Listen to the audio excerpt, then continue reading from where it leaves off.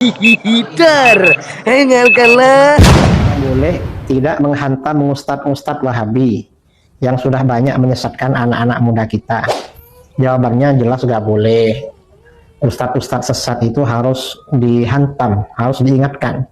Dalam kitab Ar-Risalah Al-Wafiyah karangan Imam Abu Amr Ad-Dani diterangkan bahwa para penguasa, para ulama itu harus mengingkari bid'ah-bid'ah dan kesesatan, menjelaskan hujah-hujah, menjelaskan dalil-dalil dari Al-Quran dan Sunnah dan dalil rasional. Gak boleh diam menghadapi ustadz-ustadz Wahabi dan sebagainya. Ada pertanyaan, izin Buya, adakah dalil sahih zikir bersama setelah sholat dengan suara keras? Ya jelas adalah. Di dalam Sahih Bukhari ya diriwayatkan Ibnu Abbas radhiyallahu anhuma berkata, an-naraf as-saut bizikri hina yanshurifun nas minal maktubah kana ala ahdi Nabi sallallahu alaihi wasallam. Sesungguhnya mengeraskan suara dengan zikir ketika orang-orang selesai sholat 5 waktu itu berlaku pada masa Nabi sallallahu alaihi wasallam. Artinya pada masa Nabi jamaah itu zikirnya memang suara keras. Buya, izin tanya, bagaimana hukum menghias makam ulama, wali atau orang soleh? Ini maksudnya menaruh bunga-bunga di atasnya. Itu hukumnya sunnah. Dalam kitab Sahih Ibnu Hibban ada bab zikrul khabar ad-dal ala anna al-asya' an-namiyah allati la ruha fiha tusabbihu ma damat rabbatan. Benda-benda yang berkembang yang tidak ada ruhnya itu bertasbih selama masih basah. Karenanya dianjurkan ditaruh di atasnya. Dasarnya apa? Rasulullah SAW meletakkan pelepah kurma di atas makam 2 sahabat. Lalu kata beliau, yukhaffafu anhuma mada mata rutbatain, akan diringankan bagi keduanya selama 2 pelepah kurma ini masih basah. Buya, apa benar Buya kenduri atau tahlilan kematian ada dalilnya yang sahih? Waalaikumsalam, jawabannya benar dan banyak dalilnya. Di antaranya dalam kitab Majma'uz Zawaid ya. Ada hadis dari Marwan bin Qais, seorang laki-laki datang kepada Rasulullah SAW lalu bilang, ayahku meninggal, dia nazar jalan kaki ke Mekah dan menyembelih onta, dan dia tidak meninggalkan harta warisan. Gimana Rasulullah, apa saya bayari? Rasulullah SAW menjawab, na'am iqdi anhu wanhar anhu wamshi anhu. Iya bayari, kamu sembelih unta untuk ayahmu dan berjalan kaki untuk ayahmu. Pertanyaan, Buya, mengapa kaum Wahabi ngotot mengharamkan celana dan sarung di bawah mata kaki? Mereka ngotot karena nggak tahu yang haram itu kalau sombong. Mengapa begitu?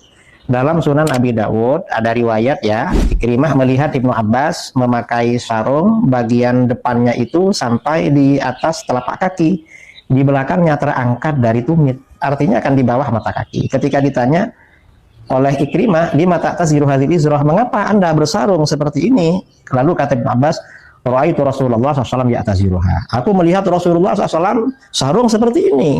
Karenanya beliau meneladani Rasulullah, sarung di bawah mata kaki. Yang penting tidak sampai ke tumit.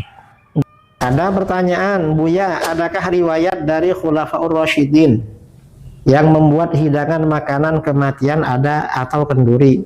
Riwayatnya jelas ada. Ini dalam kitab Al-Matalibul Aliyah karangan Al-Hafidz Ibnu Hajar Al-Asqalani.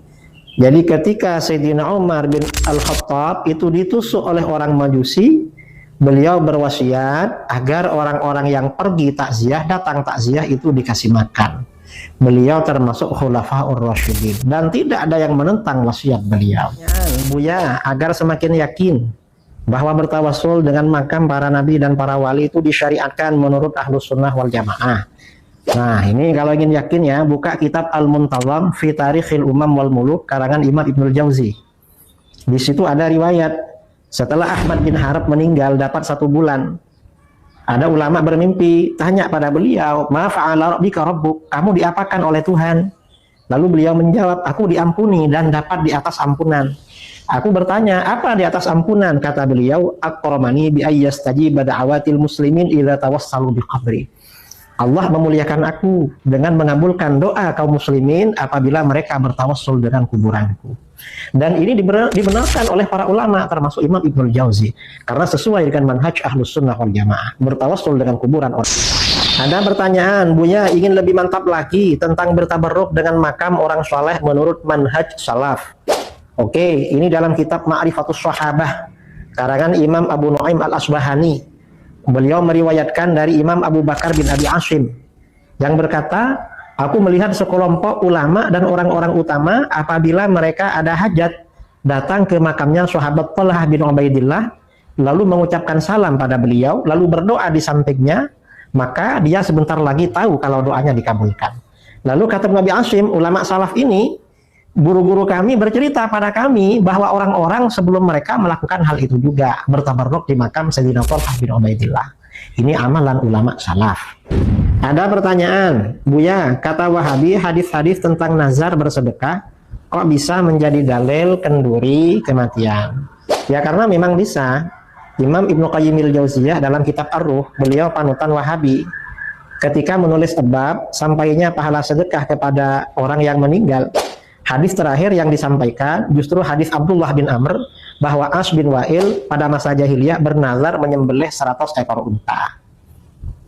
Nah ini kan kemudian dibenarkan oleh Rasulullah SAW seandainya putranya itu bersedekah untuk orang yang meninggal, untuk ayahnya yang meninggal, dibenarkan. Ada pertanyaan, izin Buya, kata Wahabi mendoakan orang mati gak perlu ke kuburan, cukup dari rumah. Bagaimana mengomentarinya? Ini perkataan orang yang gak bertanggung jawab, gak ngerti ini. Jelas gak betul. Mengapa? Karena dalam Sahih Muslim ya, dari Aisyah radhiyallahu anha, Rasulullah SAW ketika malam di rumah Aisyah, akhir malam itu ziarah ke pemakaman Baqi, lalu mengucapkan salam kepada ahli kubur, lalu mendoakan mereka. Beliau berkata, Allahumma ghfir li ahli Baqi'il gharqad. Ya Allah, ampunilah ahli kubur di pemakaman Baqi ini. Jadi ziarah kubur dan mendoakan orang yang meninggal di kuburan itu sunnah juga.